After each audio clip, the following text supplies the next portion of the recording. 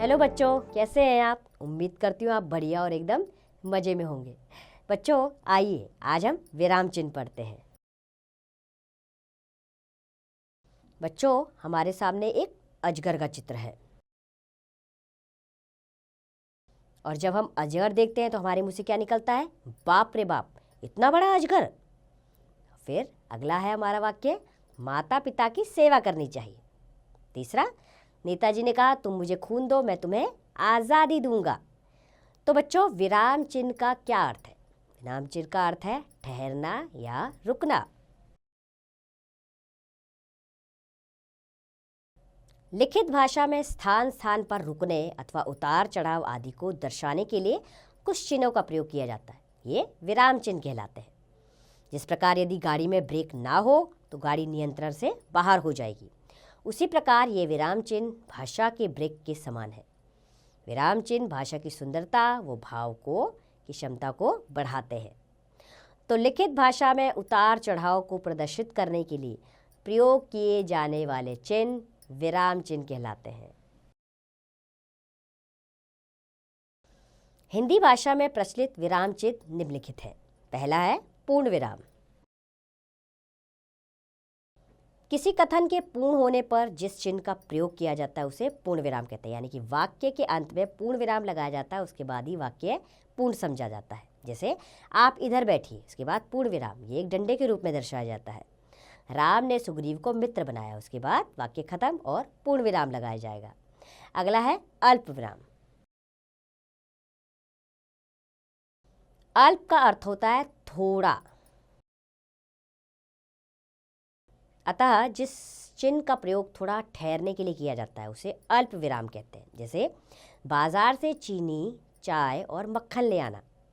रामू, अजय और अंकित खेल रहे हैं। अगला है प्रश्नवाचक चिन्ह, यानी जिस वाक्य में प्रश्न पूछा जाए उसके अंत में प्रश्नवाचक चिन्ह लगाया जाता है। प्रश्नवाचक शब्दों एवं वाक्यों के बाद लगाए जाने वाले चिन्हों को प्रश्नवाचक चिन्ह कहते हैं। जैसे तुम कहाँ रहते हो, तुम्हें किससे मिलना है, इनमें प्रश्न किया गया है इसलिए प्रश्नवाचक चिन्ह लगेगा। अगला है विस्मयादिबोधक चिन्ह। बच्चों, जिन चिन्हों का प्रयोग विस्मय शब्दों यानी अरे, हाय के बाद या हर्ष, शोक, घृणा, नफरत, आश्चर्य आदि का भाव व्यक्त करने के लिए किया जाता है उन्हें विस्मयादिबोधक चिन्ह कहते हैं। जैसे हाय मैं तो लूट गया, वाह कितना सुंदर मोर है। इसमें हाय और वाह क्या है? विस्मयादिबोधक।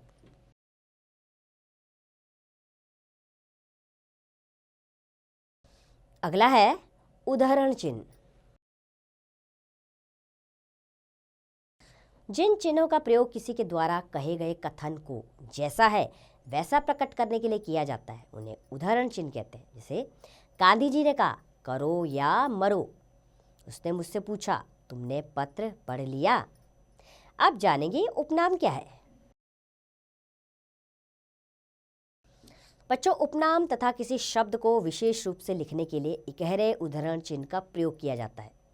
जैसे द इकोनॉमिक्स टाइम्स हिंदी और अंग्रेजी दोनों में छपता है। रामधारी सिंह दिनकर एक महान कवि थे।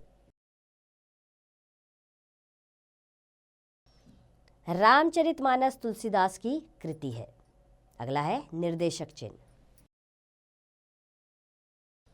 जिन चिन्हों का प्रयोग संवाद, वार्तालाप आदि में वक्ता के नाम के बाद किया जाता है उन्हें निर्देशक चिन्ह कहते हैं। जैसे पिता, बेटा पढ़ाई कैसी चल रही है, इसमें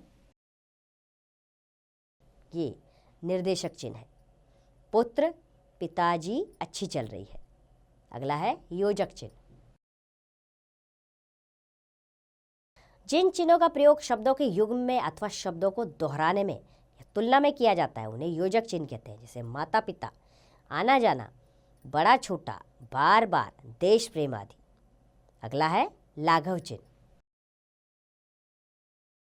जहाँ संपूर्ण शब्द ना लिखकर उसका संक्षिप्त रूप ही लिखा जाए वहाँ इस चिन्ह का प्रयोग किया जाता है।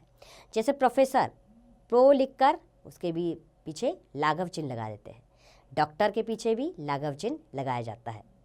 आइए इस पाठ को हम दोहरा लेते हैं। लिखित भाषा में उतार चढ़ाव को प्रदर्शित करने के लिए प्रयोग किए जाने वाले चिन्ह विराम चिन्ह कहलाते हैं। मुख्यतः विराम चिन्ह 8 प्रकार के होते हैं: पूर्ण विराम, अल्प विराम, प्रश्नवाचक, विस्मयादिबोधक, उद्धरण, निर्देशक, योजक तथा लागत चिन्ह। निर्देशक चिन्ह और योजक चिन्ह में ये अंतर है कि निर्देशक चिन्ह की रेखा बड़ी व योजक चिन्ह की रेखा छोटी होती है। इस बात का आपको ध्यान रखना है। उम्मीद करती हूँ बच्चों आपको ये पाठ अच्छे से समझ आया होगा। अब आप इसका अभ्यास स्वयं कीजिए।